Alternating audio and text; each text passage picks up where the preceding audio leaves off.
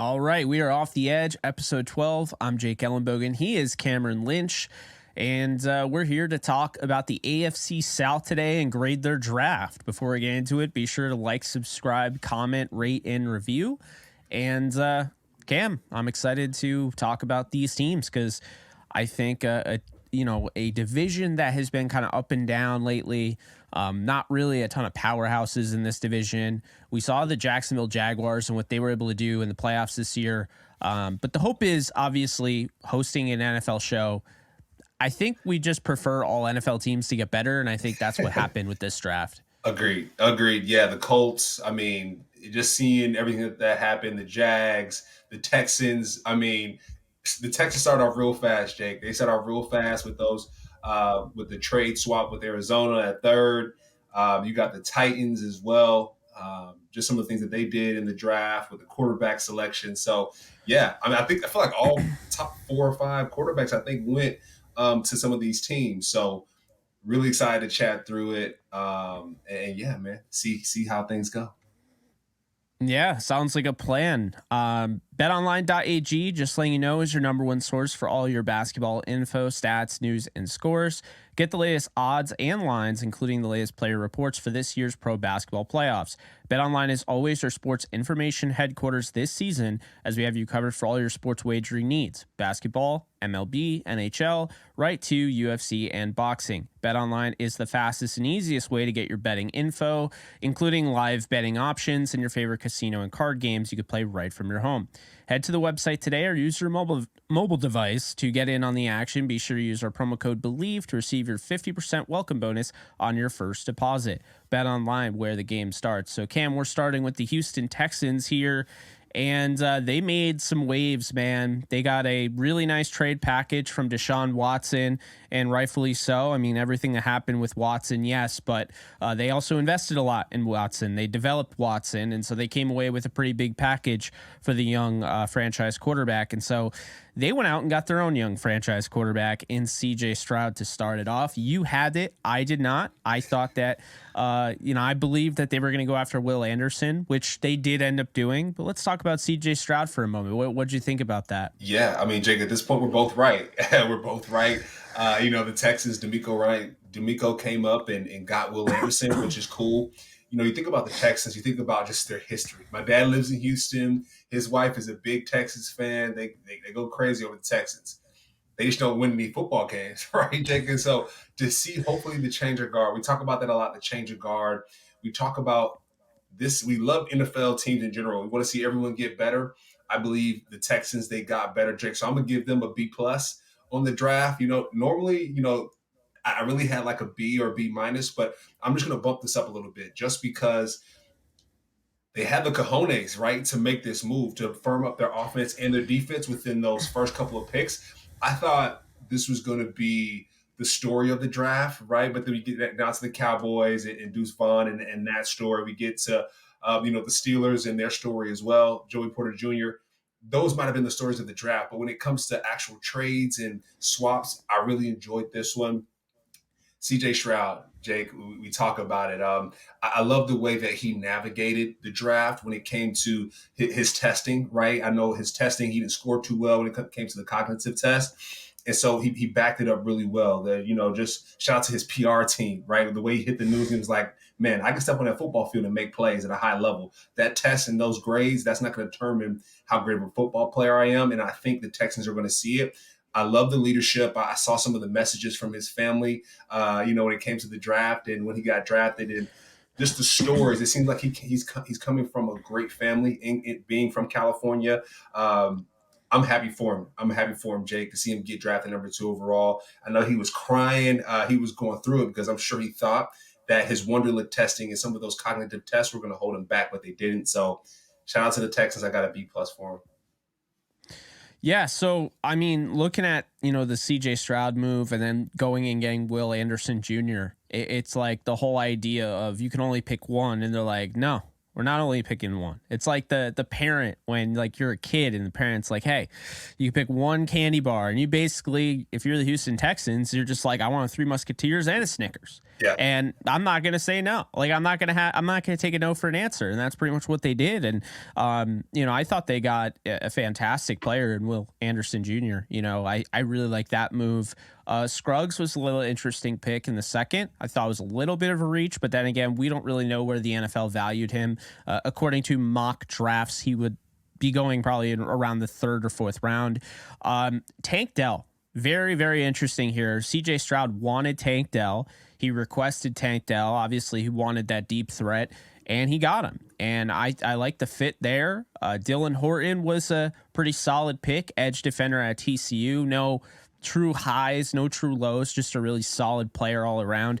Henry To'oTo'o in the 5th round, just a traditional, old school linebacker out of Alabama with a giant name. Everyone knew who he was. To get him in the 5th round, though, I thought that was really good value. Jarrett Patterson's another big name that, kind of as the draft process rolled along, his weaknesses were somewhat exposed, but very good player playing at, Notre Dame and having some positional versatility there. Xavier Hutchinson at 205.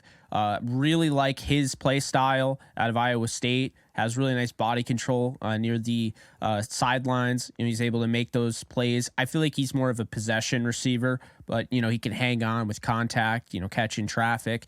And then you had Brandon Hill, the guy that you mentioned, who's a missile on the special teams. So, I mean, hey, 7th round pick out of Pittsburgh. He's going to get a chance to make this team with special teams. And then who knows, maybe he develops into a Nick Scott type of 7th round to starting on your defense type of guy. There you go. I mean, Brandon Hill, like you said, we talk about our guys. He was my guy. He has that nasty streak about him. I'm sure D'Amico saw that as well. So I love that pick out of Pittsburgh. And then going back up, Jake, to Tank Dell. We mentioned there's a couple of tanks in this draft. That was your guy. That was my guy. Yeah. I think Auburn running back Tank as well. This Tank Dell, super explosive, right? I think he mentioned on his interview that CJ saw him after the combine and saw his workouts and was like, hey, the way that you play, the way that you get down, I really love that. And so it's cool to see, Jake. It's cool to see that the NFL players are starting to get their guys, right? They're starting to get their guys. And I'm sure they're going to score a little bit more touchdowns. They're going to do just a little bit more because these teams are listening to them, right? You go back to the Cowboys and you talk about, some of the players that they got as well. I know we're going to talk about them the next episode, but you have your Mozzie Smith and how, right, he was scouted as well from the Dallas Cowboys. And some of those players were like, hey, we want Mozzie. Some of the D-linemen were like, hey, we want Mozzie. And the Cowboys went and got him. So I think that's really important, Jake. At the end of the day, right, following the pandemic, just people that aren't football players, I'm going to compare this a little bit to you, but people who work in corporate America, you want to work with who you like at the end of the day. The same thing goes with football, right? There's a lot of dollars, there's millions of dollars connected to it, right? With Mozzie being the 1st round pick, that's millions and millions of dollars, but you want to work with who you like. People hire from people from different locations because, hey, that's my buddy or that's my homegirl, and we were able to find success together. So to see some of these players get pulled up by their colleagues and their friends in the draft to get millions and millions of dollars, that's a powerful conversation, Jake. So it's really cool to see Tank Dell get pulled up by CJ Stroud. I talk about Micah Parsons bringing in his guy for the Cowboys and Mozzie Smith. So it's just cool to see that tandem and that combination happen. Curious to see how else things will go, right, for the Texans. The offseason is here. OTAs are into play. So I'm sure CJ Stroud going to pull some other guys from his team and the guys that he likes. But it's really cool to see that. Yeah, I'm going to give it a B+. I think it's a really solid draft. I think it's better than solid. But I thought it could have been better. I thought maybe there were different centers on the board I probably would have gone with over Scruggs. Horton, while very solid, there was a really good, group of edge guys still available. And I feel like they could have addressed their needs with more flair, I guess, is what I'm trying to get at. And they kind of went with more of this guy's solid. And I feel like you can do that, but you're also the Houston Texans, so you could have gone, after some high upside guys and, less higher floor guys. And there's nothing wrong with that, but That's why it wasn't an A- and more of a B+. Yeah, and they started off really strong, but then probably after that, they were like, all right, we got our guy. And similar to the Panthers, the Panthers, they didn't really do as well in the draft that we would figure, right? They got the number one overall pick. So it's like, okay, keep the ball rolling. And similar to the Texans, they got CJ Yeah. Stroud. They started off so hot. And then after it just like, okay, are y'all still tuned in here? Are y'all still paying attention? They tuned in for Tank Dell, right? They listened to their guy CJ and got him. But like you said, they probably doubled up in some places that they really didn't need to. They got two centers and two edge guys and had a flair with one and not the other. So we'll see. And we talked about this before, Jake. This draft does not determine wins or losses. It can help. No, but it does not. It does not. Mm-hmm. Exactly. But this upcoming draft very well might do that because Chris Ballard and the Indianapolis Colts knocked out of the park. Anthony Richardson, 4th overall. So they didn't have to go up and trade for their guy. They got a guy with serious upside who is in such a good positioning with Steichen that he might end up starting. And that is interesting because this is somebody that gets better and better and better with each start. Only started, 12, 13 games. I'm very excited. Anthony Richardson was my second quarterback in this draft, only behind Bryce Young. And my caveat there is that he has the highest ceiling of any player in this draft. So they got the guy with the highest ceiling of any player in this draft at the most important position in the NFL, 4th overall without having to trade anything. Yeah, Chris Ballard, you won, my friend. And then they go out and they get Julius Brents, 44th overall, a guy that offers some size. Here's the thing that you're going to keep hearing, okay? When it comes to Chris Ballard, he's very traitsy. He likes his traits. He likes those crazy measurables. Well, Julius Brents is a 6'3" corner that, runs extremely well, good mover. They get him 44. Josh Downs probably shouldn't have fallen to the 3rd round. A lot of people had him in the second, early second at that. Even some were thinking he might sneak in the first because of his route running prowess. But Josh Downs is already getting in tune, in these mini camps with Anthony Richardson. So you already see that connection, budding, and that's a great pick there. Then they go out and they get Blake Freeland, who is he's a really solid tackle that probably goes in the 2nd round if he had a little bit more upside, but he doesn't have a little bit more upside. He is what he is. And so for that reason, I really like that pick. Then they go out and get my guy out of Northwestern, Adebawore, who I just have completely been raving about for weeks. They get him in the 4th. Okay. This is where teams made a mistake. 109 picks made a mistake. Agreed. And I'm not saying that all 109 picks were wrong. But the fact this guy fell to 110th overall, insanity. Then they go out and get Darius Rush. They go out and get Daniel Scott. They get Will Mallory, another traitsy tight end. Evan Hull, who is a really good running back from Northwestern. They went out and got 2 Northwestern guys in the draft. How about that? Titus Leo, edge from Wagner. Anton Harrison, offensive tackle. Titus Leo. I'm reading the wrong thing. Titus Leo, edge out of Wagner. So here's the thing, Cam. When I look at this draft as a whole, okay, this is an A+ for me because he got the job done. Chris Ballard went out and he wanted to turn the Colts' fortunes around. And he went out and got the high upside signal caller. He went out and got him a really good wide receiver. He went out and got him, really good corner on the other side of the ball that can take the ball away. Adebawore is a 1st-round talent. No one can tell me otherwise. They got him in the 4th round. Darius Rush, who some people think that he's better than his teammate Cam Smith, they got him in the 5th round. So we talk about the shadow sleepers. We mentioned that with Cedric Tillman when you brought him up on one of our shows. Now you're getting a shadow sleeper on the outside with Darius Rush, who ran extremely well and just a really good athlete. And then Will Mallory goes to that bevy of tight ends, in that room. So, yeah, A+ for the Colts. Thought they did an outstanding job, and I think Colts fans should be very, very happy with this draft. Yeah, Colts crushed it. I mean, Anthony Richardson, you hear some of the talk about him now, right? Just being in OTAs. He's being compared to so many different quarterbacks. You get the Cam Newton comp about size-wise, but you're getting other premier quarterbacks when it comes to his other gameplay. So Anthony Richardson, like you mentioned, he's the creme de la creme. You want a guy like this to stay healthy, Jake, right? You want to see what he can do. You mentioned him having the highest ceiling in the draft. Stay healthy, Anthony, for a couple of years, right? Just this first year, of course, but stay healthy. We're excited to see what you can do here. And they talk about Julius Brents, talking about cornerback out of Kansas State. I know you're a Kansas Jayhawk guy, but when it comes to Julius, he was able to make a nice run right in the college football playoffs. I think you can't discount that. That's experience, and I'm going to say that for the Georgia guys, for the anyone who's in the college football playoff, going coming out of the draft this year, that's a value add that no one can really pay attention to, or people don't really pay attention to. So I want to tack that in. One other thing I have for Julius is he talks shit, right? I love when the corner. I love when the corner is able to talk smack and play football. They can back it up, and I love that. He can come up and make tackles. He's great in the zone coverage. That's where I see him thriving a lot of times. And then you go back to your Josh Downs, right? Coming out of Swanee, Georgia. Another Georgia guy here, Jake. I saw the breakdown from players drafted from different states.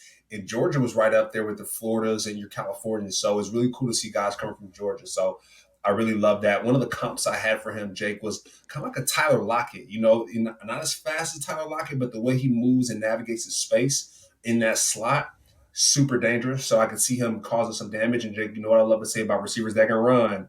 And you're not a first-round pick, not a second-round pick. He's a third-round pick, but get ready to play some special teams, my guy. And then out of Barway, coming out of Northwestern at the edge position, like you said, you've been raving about him a lot. Great get off, Jake. You cut on that tape. My man has great get off.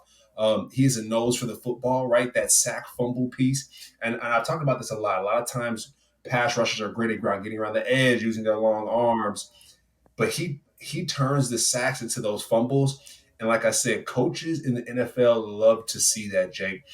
When coaches get a certain amount of turnovers on the season, when they do a certain amount of things over the season, they get incentives on that, right? When their defense performs a certain way, defensive coordinators get incentives. And so if you got a guy like him stepping in and getting that football for you, pick him up. And so, like you said, the fact that he fell this far, it's kind of insane. And then going to your Darius Rush, I have him as a ball hawk, Jake. I mean, I know he used to be a wide receiver, but it seems like he goes up and gets that football like he is a receiver. So really cool to see. And then finally, one person that I have on my notes here is the 7th round pick, Jake Witt, right?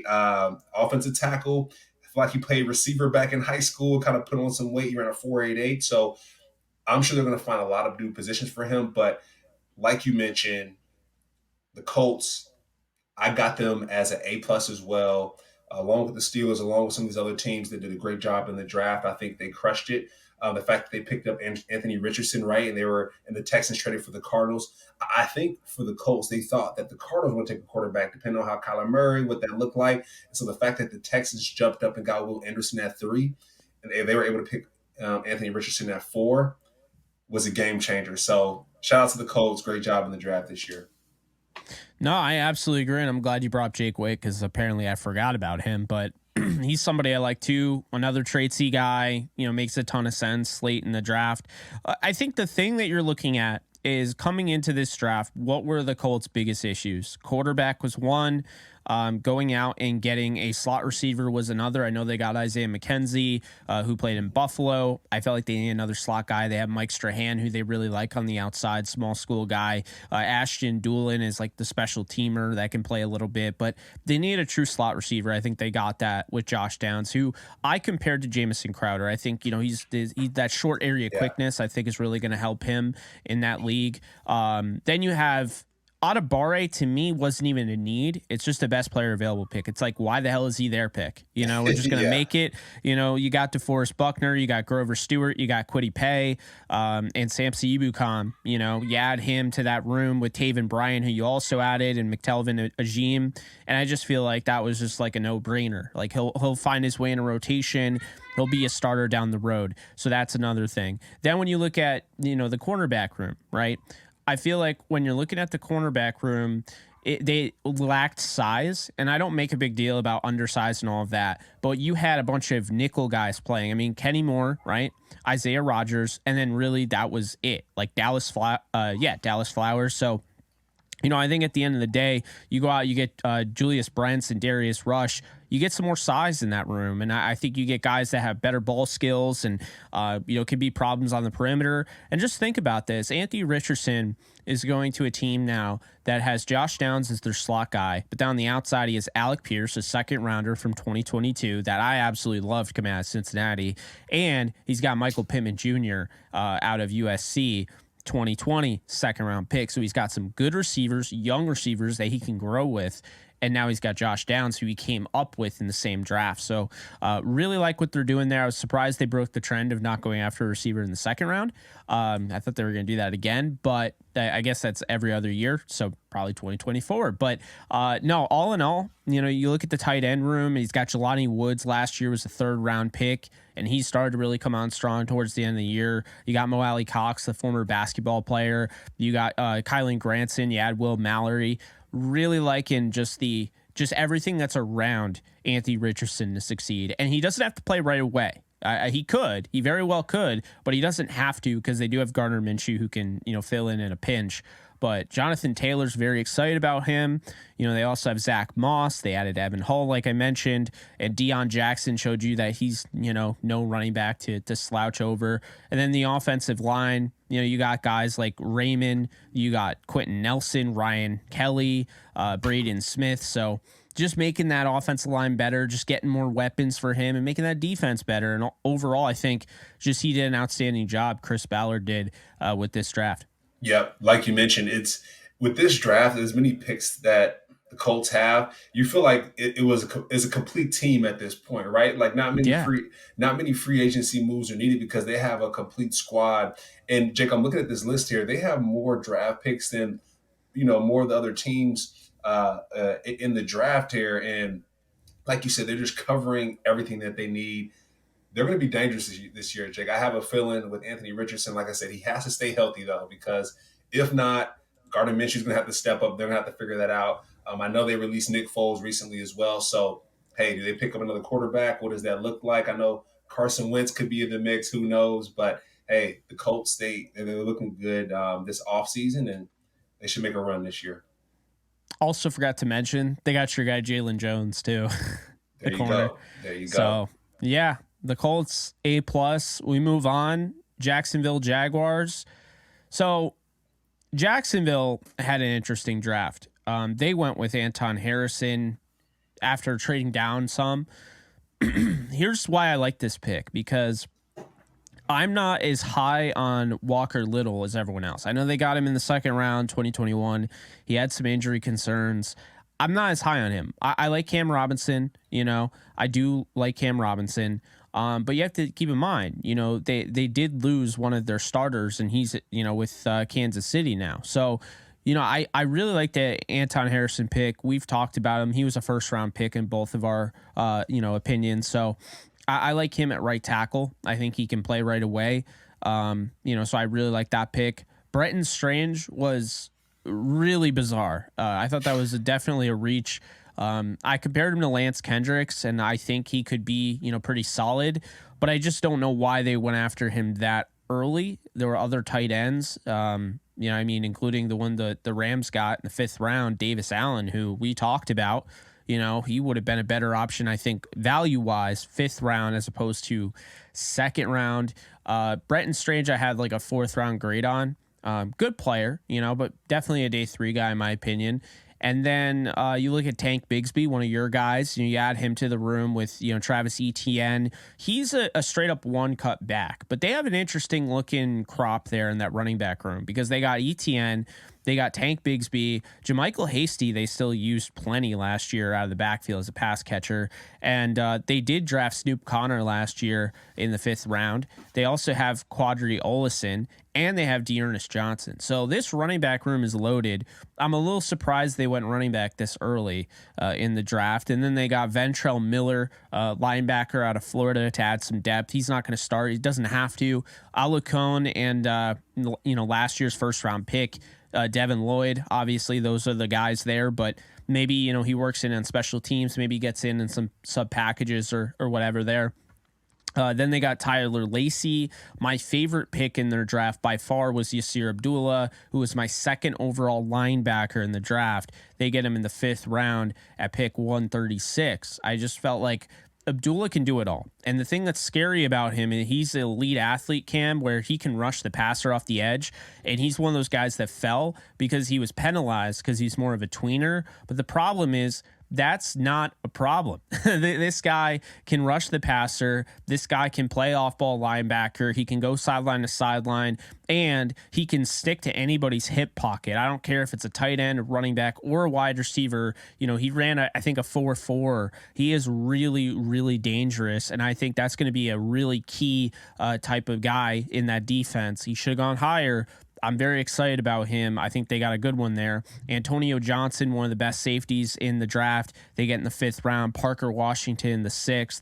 They get Braswell out of Rutgers in the 6th. They got Cooper Hodges, offensive tackle out of App State, and then Eric Hallett from Pittsburgh. This draft, I had mixed emotions with because I really like the Anton Harrison pick. I like they traded down and got some more capital, Cam. But I felt like they made some picks that they didn't have to make. And then I feel like their later round picks are my favorites. Like, I love the pick of Yasir Abdullah. I really like the Antonio Johnson pick, and I like Parker Washington. Overall, to me, though, Cam, I think the reaches were, in my opinion, the reaches and just not really the needs there make this a B draft, in my opinion. Yeah, I'm going to go with a B draft for the Jacksonville Jaguars as well there, Jake. We talk about Trevor Lawrence, and we always discuss this. Who are you supporting in this draft? Getting Anton to support Trevor Lawrence makes a lot of sense, right? It makes a lot of sense. Oklahoma playing good football in these past couple of years, having a guy like Anton to step in, that makes a lot of sense. Talk about Mr. Strange, that being a strange pick.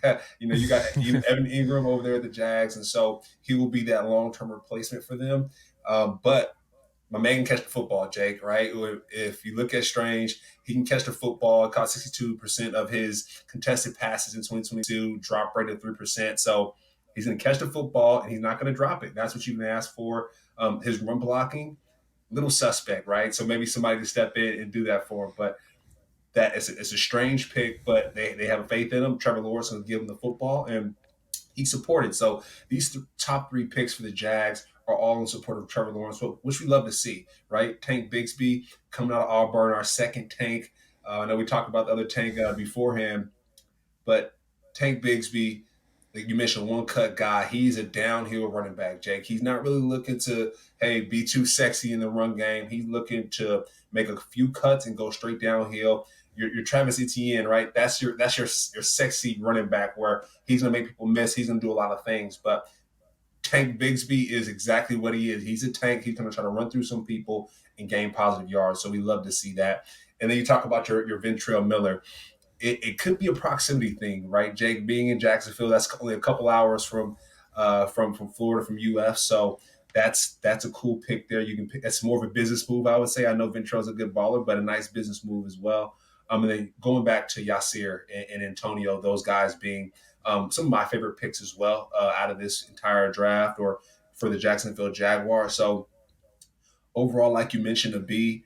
And yeah, I mean, it's like, you know what I mean? It's like nothing that's too like, oh, I mean, even the Texans, right? They made a move in the beginning. It's like, okay, this is really awesome. But the Jacksonville Jaguars, it's like, it's okay. They could have done a lot better. Exactly. And the goal is for them is to go farther in the playoffs, right? They made it to the playoffs last year, which is great. This draft is not going to determine their success for next year. It's going to help, but the goal is to go farther in the playoffs, and they're going to get that done. So let's give them a B. Yeah, and I thought they could have gone interior, as well after they went Anton Harrison. I think you could have justified. Is the tight end really as much of a need? I mean, look at the way, Evan Ingram's playing. You did draft Luke Farrell 5th round of 2021. I think you could have waited on tight end. Like I mentioned, Davis Allen, the 5th round would have made sense. But the thing that was confusing to me is, like, I know they spent a 4th on Ben Barch in 2020 and they signed, our guy Chandler Brewer. But I feel like they definitely could have argued to go after some more interior guys, especially when Osiris Torrance fell. You talk about in your backyard playing at Florida. I was a little surprised that he didn't end up being a Jaguar. And I was surprised they didn't go after any interior offensive lineman. I feel like that was one thing. I felt like they needed that more than they needed tackle. Yeah. So I was like, Brenton Strange, Jake. Brenton Strange better be he better be that guy. Like he better be on one-on-one situations, lined up opposite of Evan Ingram, because you're right. Like you got a all-star tight end. You just drafted Chris Manhertz, I believe, is there at the Jags. Like you got some guys that can ball. So is Brenton going to be like, your number one quote unquote tight end where, one-on-one situations, have them beat whoever? Like they must be seeing something we're not. Yeah, it was a strange pick, like you said. So, okay. and honestly, if they went interior, that's maybe a B+ for me. I honestly was wrestling with a B- too. I mean, I think I'm gonna stick with a B here, but yeah, and we're nicer graders than some, but yeah. We don't want to piss off the Jags fans. Hey, y'all did great last year. You can do even better this year because of a great draft. There's some strange picks there.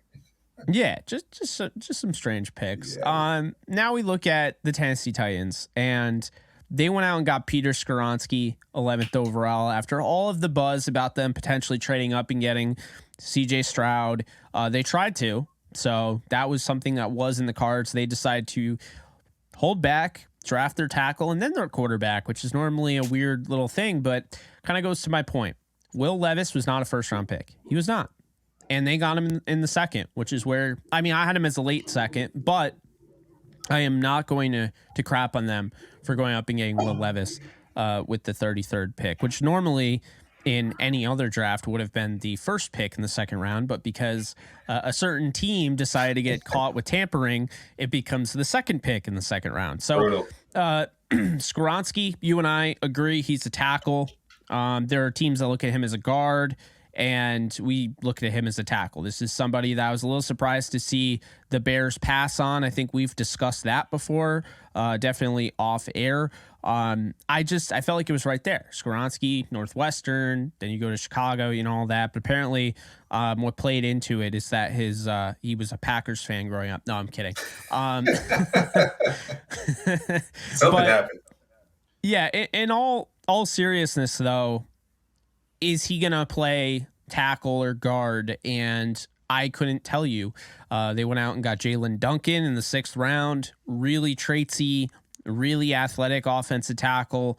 Long-term guy, long-term guy. But I really like the pick of Skoronski. Wherever they play him, they're getting a day one starter. Will Levis, interesting. I don't know how he's going to do. And the reason I say that is because I don't really trust Tennessee to develop quarterbacks the way they treated Malik Willis. And I think that's fair, because now all of a sudden Malik Willis is still there. He's QB3, and you drafted him in the 3rd round last year, and you didn't give him much of a chance. You threw him into the fire when you knew he wasn't ready. He was running a simple offense at FAU, Yeah. So it's a fair shout, Jake. It's a fair shout. Yeah, so, I'm going to defend Malik Willis there. I don't know if this is the best place for Will Levis to go. I will say one thing is that this is a good pick by Tennessee if they can develop him. Ryan Tannehill kind of plays a similar style, not as big arm, but has that mobility as a former wide receiver at Texas A&M.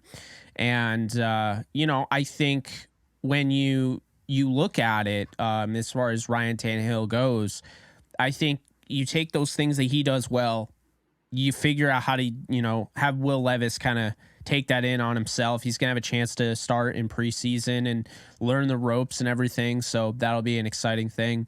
Tajay Spears, who was my 3rd overall running back in this draft. Love this pick in the 3rd round. They said that his knee got flagged, and so that's why he fell. I still think this is a great pick. We'll see what ends up happening with his knee. They still have Hassan Haskins, who they like a lot, out of Michigan, the 2022 4th round pick. Derrick Henry. There are all sorts of these trade rumors. Is he going to go to the Eagles? No, they go out and get DeAndre Swift.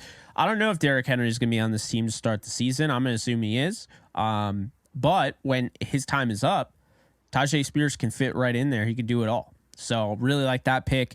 Josh Wiley's one of your guys that you mentioned, the Cincinnati tight end. He's an intriguing guy. He had a lot of success at Cincinnati, and he goes into a room where they have Chigoziem Okonkwo, who's kind of like an H back, fullback, kind of, he's like, how would I describe him? He's like Kyle Juszczyk on steroids. That's what Okonkwo is. I mean, for real. So that is Okonkwo in a nutshell. They have Trayvon Wesco, who I do like. But Wiley's going to fit in there. I think he could be that number 2 tight end. I don't think he's going to take over for Okonkwo. I don't care that he was a 4th round pick. Okonkwo was great last year. When they needed him to, make a play, he made a play. He can really, help them with the seam busters over the middle and things along that nature. So he's a guy to look out for. And then they got Colton Dowell out of Tennessee Martin. And this one was interesting because I ended up watching Dresser win because he had signed a deal with the Rams. And so when I was watching his tape, I was able to watch Colton Dowell. And interesting prospect. This is one of those, you grab him late, you develop him, you add some ownership to him. And I think, in the 7th round, pick 228, you did some research clearly. You like this kid. All right. You add him to a room now. Traylon Burks, you got Nick Westbrook-Akine, who they really like. Kyle Phillips, a really good route runner, 5th round last year. You have Chris Moore. You had Colton Dowell to that room with Copeland, who you get as a UDFA. Racy McMath, who's a 6th round pick from 2021. So I think this is an opportunity for Dowell to turn into that wide receiver 4 and even fight for, a wide receiver spot. That brings me to my grade, Cam. This is not a bad draft, but it's not a great draft. And the reason being is because I don't feel like they address the wide receiver position enough. Okay? I really don't. They address it from a Tennessee Martin kid in the 7th round. That's not really addressing it, in my opinion. They also might be putting Chig Okonkwo, they might be putting him in a bad position because he was really good as a number 2, but how is he going to be as a number 1 tight end? So that's another thing. Overall, Cam, I'm going to give this draft a B. I really like Skoronski. I get the Will Levis pick. I like Tajay Spears. I like Wiley. I like Jalen Duncan. Just not enough picks. I thought they should have done a better job of trying to, trade down and get some more picks. And they didn't improve their receiver room. They go out and get Colton Dowell, who may or may not be something. But in the 7th round, did they really address the wide receiver room? I don't think so. So I'm going to say this is a B for the Titans. Yeah, Jake, I like the B as well. I'll throw the B for the Titans. I'm looking at their draft right here, Jake, for the Titans. They got all offensive guys. I'm a little offended, right? Yeah. I'm a little offended. No, I mean, at the end of the day, the Titans have to address their needs, and that's okay. Jake, at least give me one defensive guy, right? But we talk about the draft. They're addressing the offense fully, which is great, right? We talk about Will Levis stepping into the Titans, which is great. And you got Tim Kelly, who's the passing game coordinator, the offensive coordinator for the Titans. He's going to have his hands full, Jake. He's going to have his hands full because he essentially got the draft handed to him. Like, hey, we're making sure that we're all in, all our chips on the table. Making sure that our guys can be effective on this offensive side, so there can be no excuse. So, like I said, I'm gonna go a B on this draft because they went all in on the offensive side, which can be very interesting. Peter Skoronski, the fact that he fell to 11, didn't go to the Bears like you mentioned, a little bit questionable, but you never know, Jake, what goes on during those meetings. You might get a good handshake, right? A gentleman's handshake where Pete's like, "Hey, I want to go to the Titans, not the Bears." And it's like, "All right, hey, we'll bring you on to the Titans." But Peter Skoronski, great hands. That's one of the notes I have for him. Is he's one of my favorite when it comes to having active hands. Will Levis, right, threw the ball, hit the goalpost from the 50-yard line on his knees, right? He's Mr. Football. He can do it all. The quarterback position, can move really well. I just know accuracy is a thing, right? Accuracy for him, and he's going to have to play behind Ryan Tannehill, so he's going to learn really fast. So best of luck, Will. You just mentioned it, right? Just quarterbacks in their progression and their development at the Titans. Tim Kelly, hands are full, right? You got to the Titans last year, so now you have to turn things around a little bit, develop some of those young players, and make sure that the transition is proper. So that's that on the quarterback side. And then we talk about the running back room, right? Derrick Henry's going to come back, is he not? I mean, at this point, Jake, with all these offensive weapons, you hope to God he does, right? Because they pretty much said, hey, offensive side, you get the draft. if we have a guy like Derrick Henry to be the cherry on top to a lot of these complementary pieces, they could be scoring a lot of points, Jake. They could be scoring a lot of points. Like you said, they got 2 tackles, they got receiver, they got a tight end, and Josh Wiley. The tight end room is going to be dangerous. Talk about Okonkwo stepping in. You got Austin Hooper coming out of free agency. Austin Hooper is a beast. Just from playing him personally, I know when he first stepped into the scene, he was playing special teams and worked his way to the starting lineup. So Austin Hooper is an effective player. So, I mean, you go back to Quanco, him being 6'7", Jake. I mean, Derrick Henry's 6'5". I mean, come on, man. You're cooking. You got some giants on the offensive side of the football. So that's really good to see. And then going back to Dow, I know he's a 7th round pick. He's 6'3". He's a big boy. Had 15 yards per reception, right? That's not bad, right? He stays in state. So you got a nice business move as well. You got some of those fans coming over to the stadium in Nashville to watch him play. So, as you mentioned, the receiver room, that's a question mark. But we do know that the offense is ready to go. This offense is firing on all cylinders, Jake, and you can just hope that the defense is also ready, right? You bring some guys on during free agency, what does that look like? But Titans, they get a B from me. They would got a B plus. They threw some defensive guys in there, but hey, all good. I think that's what it was. And just to correct you real quick, because this is literally my issue with the tight end room. Hooper is now with the Raiders, so they don't have him anymore. So Okonkwo is being thrown into the fire. That was my issue. See, if Hooper was still there, Okonkwo's the number 2. Okay. But now Okonkwo, maybe those opportunities he got last year, maybe it's not as easy this year. Maybe Wiley's getting those opportunities right now. Wiley has to take the, up the mantle or whatever. But no, it's weird, Cam, because I feel like they got more players I like in this draft than the other drafts. But there's just something about this draft that I feel like I have to grade it a B. Especially, I think it was definitely alarming to see the entire offense and no defense. And I'm not even a defensive guy. You know what I'm saying? But I didn't play the defense. I probably scout better on the offensive side of the ball anyway. But you see what I'm saying though? It's one of those things where it's like you could have tried harder and got some more picks. Yeah. Well, also you could have tried harder and gotten more picks. But also you didn't have a 4th rounder. And what did I say in one of our episodes? 4th round's where all the value is. And sure enough, that's where Adebawore fell.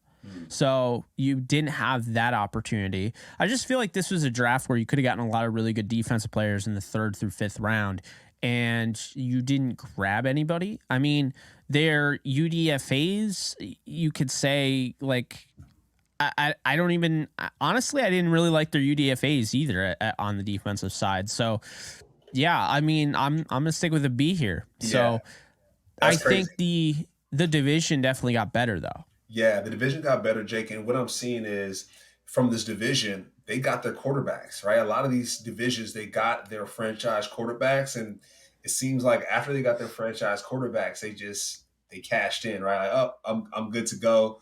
Hey. They mailed it in afterwards. Yeah, mailed it in. Like the Colts. Went on auto draft. Yeah. I mean, the Colts are the only ones that didn't, right? They got their quarterback and then they got some more. And that's very impressive. The Jacksonville Jaguars already have their franchise quarterback. Texans got CJ Stroud, made that move for Will Anderson. And then after that, we'll be good. And the same thing with the Titans, right? Mm-hmm. They got their pick and they're Will Levis and they're like, all right, whatever happens. No worries. So, yeah, the division got better. New quarterbacks, new faces, which is really nice. I just like to see a little bit more effort. Maybe next year they'll turn it up on the defensive side, Jake. Maybe they flipped the coin. The Titans said, hey, offense this year, defense next year. So we'll see. Yeah, I mean, to be fair to them last year, they did go out and get McCreary in the 2nd round. They have spent picks decently high. Monty Rice, a 3rd round pick in 2021. Fulton, a 2nd round pick in 2020. But, I mean, I agree with you. I think that, they probably should have mixed up a little bit. And the thing that we've learned is that the draft gets you cheap talent ready to go or not ready to go, right? But it helps keep your cap stable.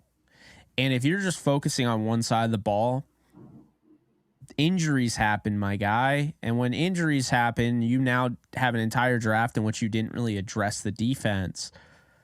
Now you have more depth on one side of the ball that maybe not be, they're not injured, right?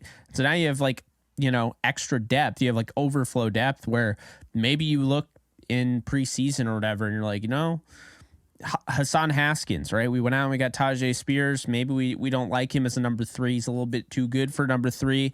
Team comes calling, hey, you didn't draft anybody. We see, I don't know, you need an inside linebacker.